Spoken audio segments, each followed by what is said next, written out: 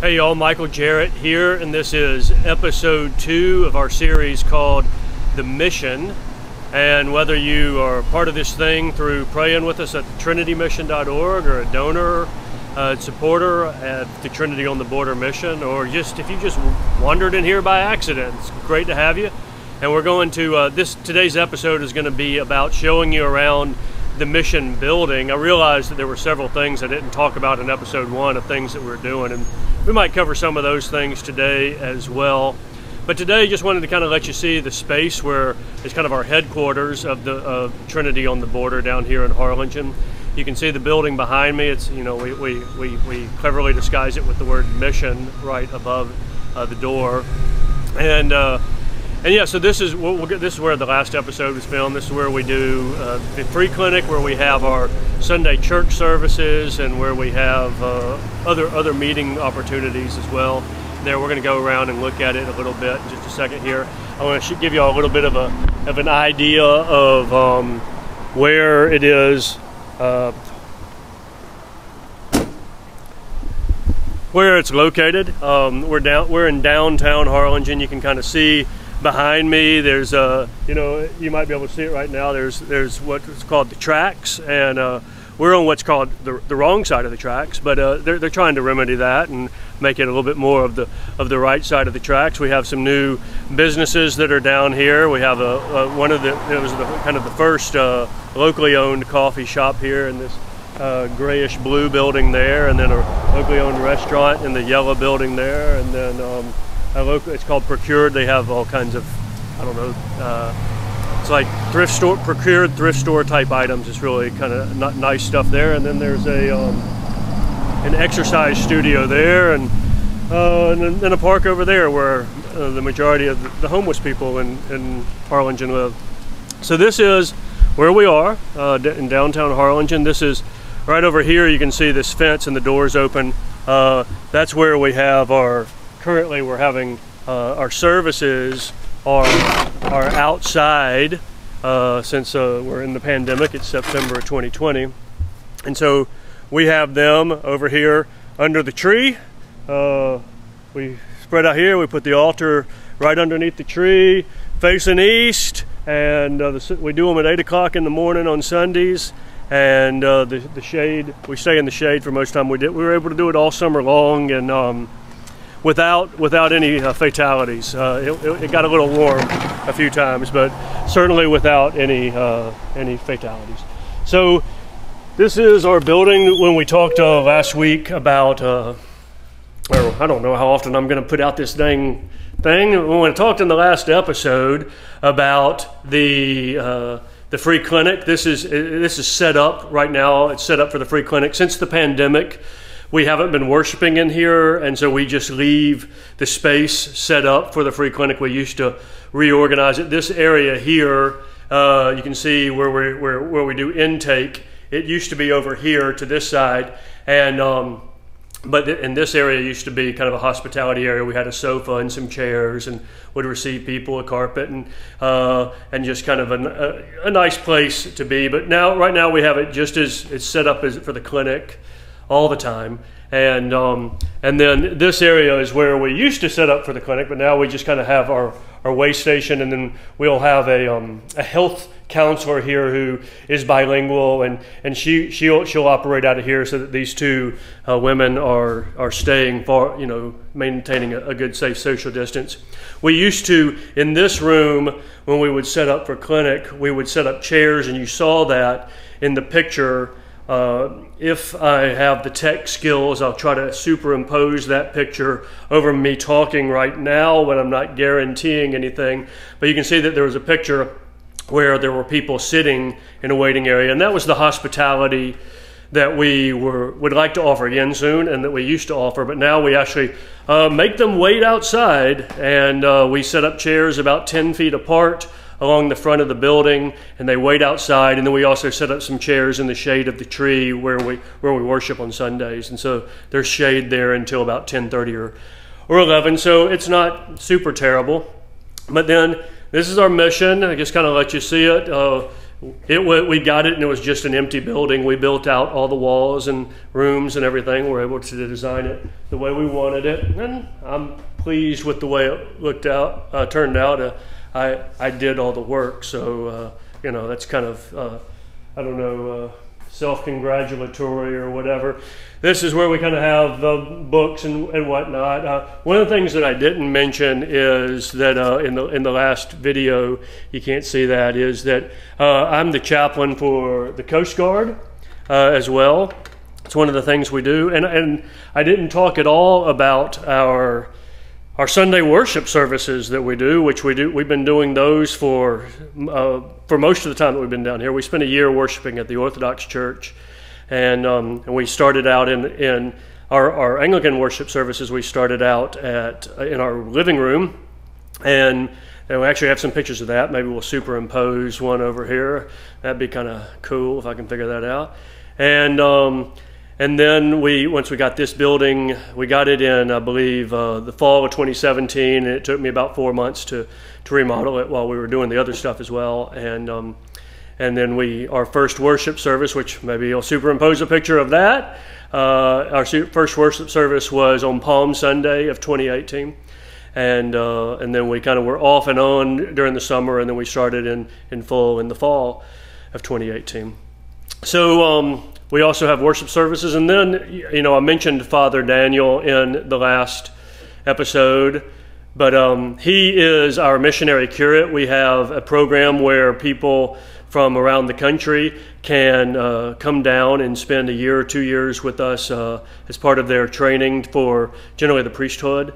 And we're working to make it more of a missionary fellowship where we can receive all kinds of people, but right now it is for people that are kind of aiming for the priesthood. And so Father Daniel was our first missionary curate, and we have a new one that has just arrived named Elijah, and he will be made a deacon sometime later this year, we hope. And so we're kind of a training program of training priests who will learn to be ministers out in their community and doing a bunch of things. So we'll talk more about that in episode 2. That'd be pretty cool. But anyway, so the things I didn't mention in the last episode that we're doing is that we have, you know, I'm the Coast Guard chaplain, and we have this missionary curacy, and we have regular Sunday services. And this is the space, we'll go over there in a second, but that's the space where we used to do our Sunday services back before we decided to be outside. And we'll be back. We look forward to being back there again before too much longer, but we'll see. So this is our 2 clinic rooms. This is where one clinic room. Let's see if you can kind of see and get you in there, and just kind of pretty simple. Then the other clinic room is over here. It's also pretty simple. A lot of donated chairs, desk we bought, computers donated, and yeah, so those are our 2 clinic rooms. We have a doctor in each, and we're able to see however many patients we're scheduled for a week. We really try to focus on not just kind of being herding people through, but to spend time with them and to get to know them well. And we'll talk more about that when we do an episode on the clinic itself, but having time to be with people, having time to hear what's maybe behind their disease. Perhaps there's further issues that they're dealing with, and we want to be able to talk about that. And one of the things we actually have right now is Father Daniel and Elijah.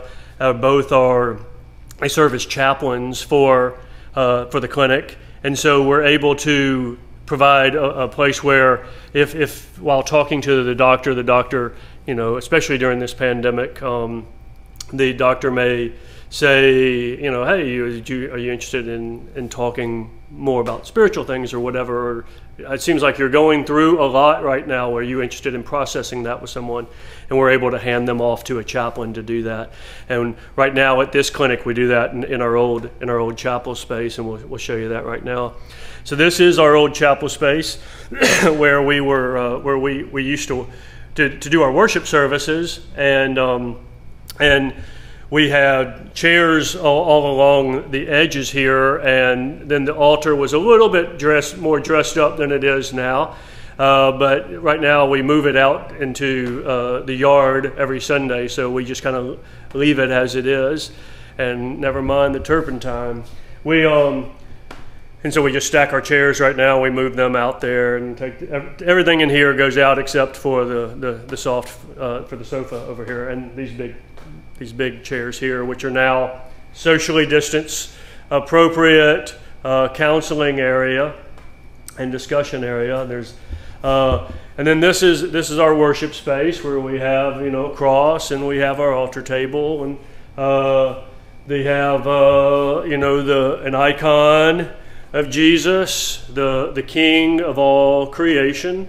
And then on the other side of our cross, we have an icon of his mother, Mary, the Theotokos, the God-bearer, with Jesus right here blessing her. And then we have an icon of the Trinity, the hospitality of Abraham, which often represents the Trinity, which is our name. And then we have the icon of John, the forerunner of Christ, and we kind of see ourselves as out here in the wilderness, and hopefully we are proclaiming the way of the Lord as well. We have an icon of the Holy Supper, the Eucharist up there, and then at the top we have gospel story icons of the life of Jesus. So we have over here, we have the baptism of Jesus, and Jesus entering Jerusalem on the donkey, washing the disciples' feet on the cross, and then 2 resurrection icons on the side. And we're adding more as we have the time. We kind of build them ourselves. And then a couple of years ago, I guess it was last year,